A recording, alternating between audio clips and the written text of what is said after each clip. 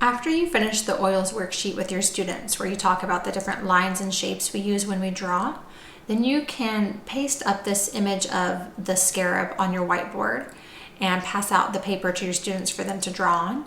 And you'll be talking through the different lines and shapes you see as a class and then doing the drawing step by step as a group. So to begin, you would ask your students, what is the central or dominant shape of the beetle? And when you look at the image of the scarab, you're going to see that there's this kind of curved rectangular piece right here in the middle, and all the other shapes go off from that central shape. So that's what we're going to start with. And we know that that rectangle is not too high. It starts about a third of the way down the paper and is in the center just like that. And the edges of it are the corners of it are kind of curved.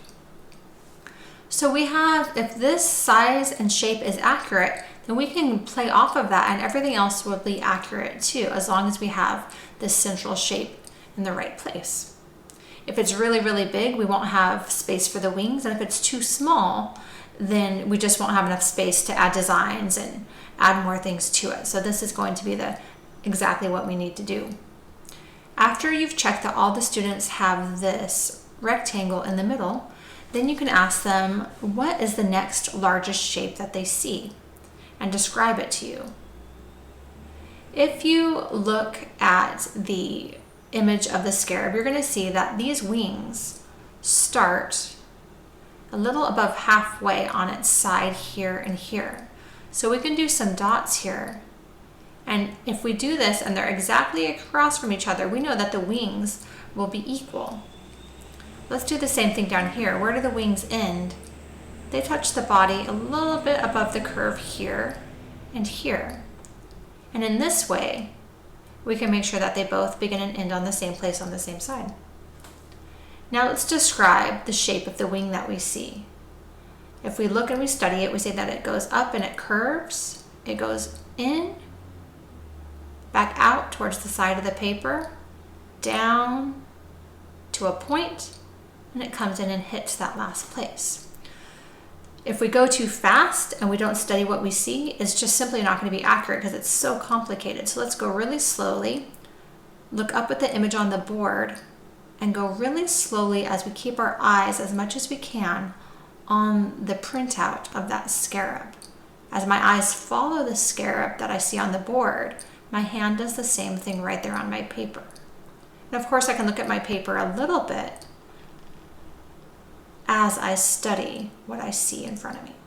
It's going to come into a point, I stop, and I curve up to that dot I made. That was pretty hard.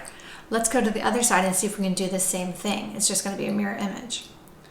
So let's study what we see. We see that it starts here and it curves out this way. It goes up and it comes over, curves up and around. It goes towards the edge of my paper.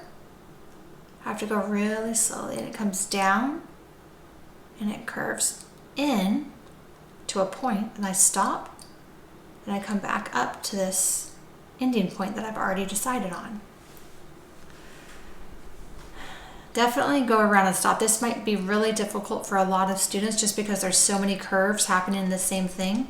But the more that you help look at the edge of the paper and where things are to that will help you guide the size of it, as well as where things line up with the rectangular piece that we already did. We can see that this point comes to about here on this. And so that's just kind of some ways that we can figure out if we went far enough in, things like that. What's the next thing we want to do? Well, the beetle has a head that goes here. What shape is it?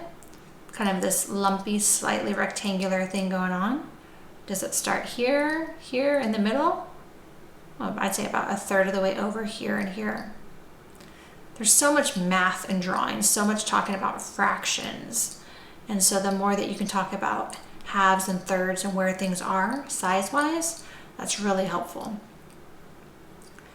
What details do they see? Now that we have the basic shapes all drawn out, can we go in and find some details to add? We have some detail in its skeleton here, and it is a rectangular shape that's about half as big as the original rectangle that we drew. So I'm going to do mine that goes down halfway, just like that. And then what comes next? We have these two almost rectangular shapes happening here. And these are half of the half. These take up a fourth of the body of the scarab. I'm going to go in and do that.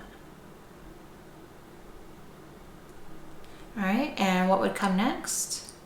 We have some leg things happening on either side. Let's start here. What shape or line do we see? We see a curved line that follows this one, but then what happens? It's kind of jagged and comes to some points here on either side, just like that. Then what happens on the other side? We're going to come across, line up our leg, and do the same thing over here on this side. It curves up, kind of comes to some points there, just like that. We have some legs on the bottom. Where does it begin and where does it end? It begins above our other dot and it ends right here at the point.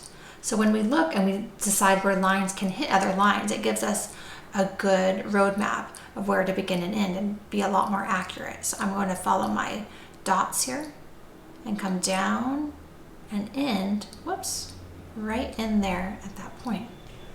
The side is the same. So I'll come and curve and make sure I end at the right place, which is right here at that point. So now that I have the basic foundation of my scarab drawn, your students can go into the wings and add some designs and things like that to them. Any types of lines they want to add. So I think I'm going to just do some curved lines here like this. And they can add their own creativity to it. Now that they've done the drawing skills, it's time to add some creativity. And they can play around with it, whatever they want to do. And then of course, if there's time, they can use colored pencils or markers to color in their drawing.